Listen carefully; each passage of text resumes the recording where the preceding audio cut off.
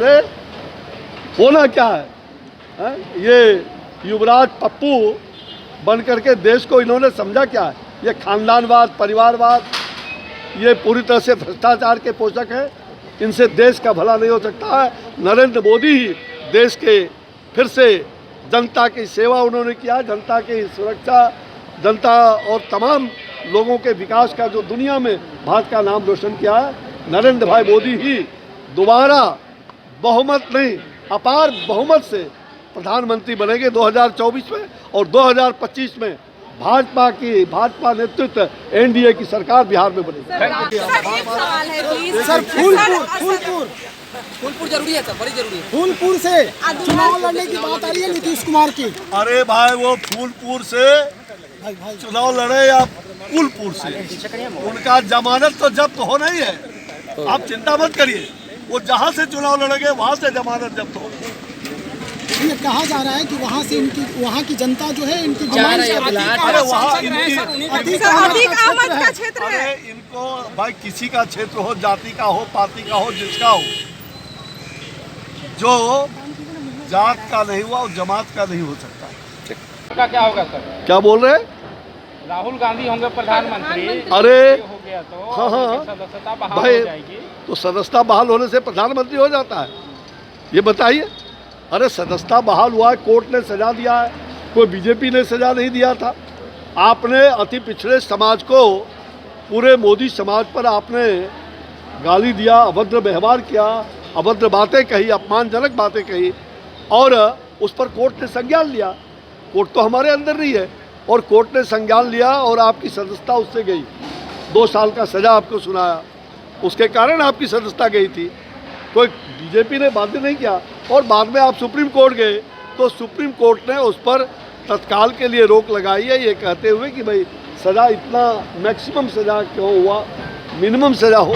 Court ने ये नहीं कहा कि आपकी सज़ा माफ़ कर दी जाएगी, और सुप्रीम कोर्ट हो या कोई कोर्ट हो, इनकी सज़ा माफ़ी नहीं होगी।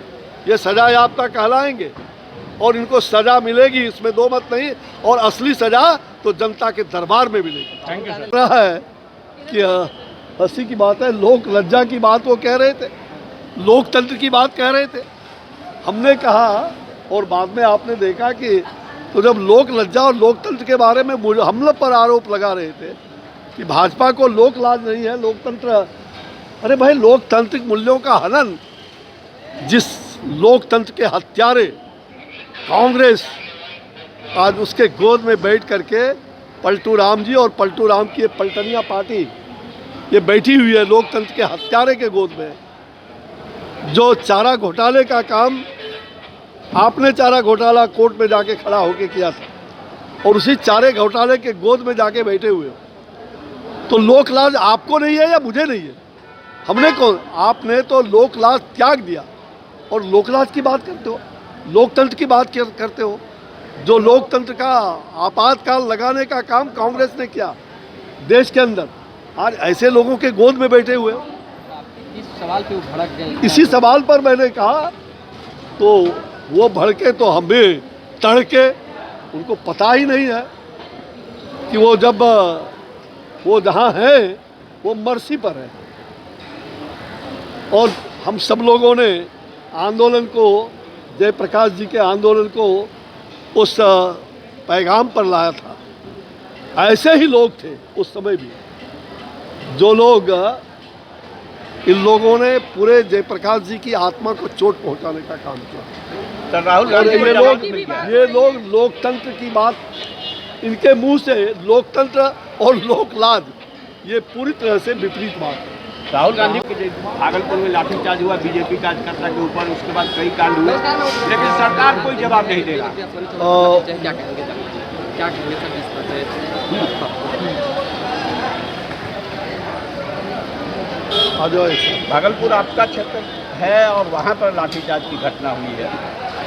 ये पूरी तरह से बिहार में जिस प्रकार से आए दिन हत्या, अपराध और हिंसा की गतिविधियां बढ़ी है, लगातार हो रहा है और रुकने का नाम नहीं ले रहा है। और जिस प्रकार से अभी मुहर्रम के बाद बिहार के कई ज़िलों में, चाहे वो दरभंगा हो, चाहे नौगछिया हो, भागलपुर हो, कैमूर हो, कई जगहों पर जिस प्रकार का तांडव नृत्य हुआ, लेकिन सरकार पूरी तरह से तुष्टीकरण की नीति को अपना करके और कहर ढा रही है। भारतीय जनता पार्टी के कार्यकर्ताओं को जगह जगह जहां लोगों ने उसके लिए शांतिपूर्वक अनशन या विरोध मार्च किया, वहाँ लाठियाँ भी चलाई। भागलपुर में आपने कहा, मैंने भी वहाँ सारी बातचीत की है। आज भी वहाँ प्रतिरोध मार्च वहाँ लोगों ने निकालने का, और कमिश्नर के यहाँ रिप्रेजेंटेशन अभी देने के लिए लोग जाने वाले हैं। मैंने सारी बात किया है। मुझे लग रहा है कि सरकार पूरी गूंगी बहरी लोगड़ी, और ये पलटू राम की सरकार पूरी तरह से बिहार को यूं ही छोड़ दिया है, और अब तो वो देश को जोड़ने चले हैं और देश का सपना देख रहे हैं, जो उनका मुंगेरी लाल का हसीन सपना ही रहेगा। पूरा सपना चकनाचूर हो जाएगा। और गए थे कर्नाटक, बिहार को छोड़ के, और वहाँ से फूफा जी बैरंग वापस आ गए। मंडप पर दुल्हा का कोई नाम लिया ही नहीं। ये दुर्भाग्य है। बिहार के विकास को, बिहार के अंदर जो आए दिन यहाँ विनाश की लीला हो रही है, बिहार सरकार पूरी तरह से नाकामयाब रही है, और इसलिए इस सरकार को तो जाना ही होगा। ये सरकार चाचा भतीजे का सरकार पूरी तरह से अराजकता फैला रही है बिहार में, भ्रष्टाचार फैला रही है, दुराचार हो रहा है।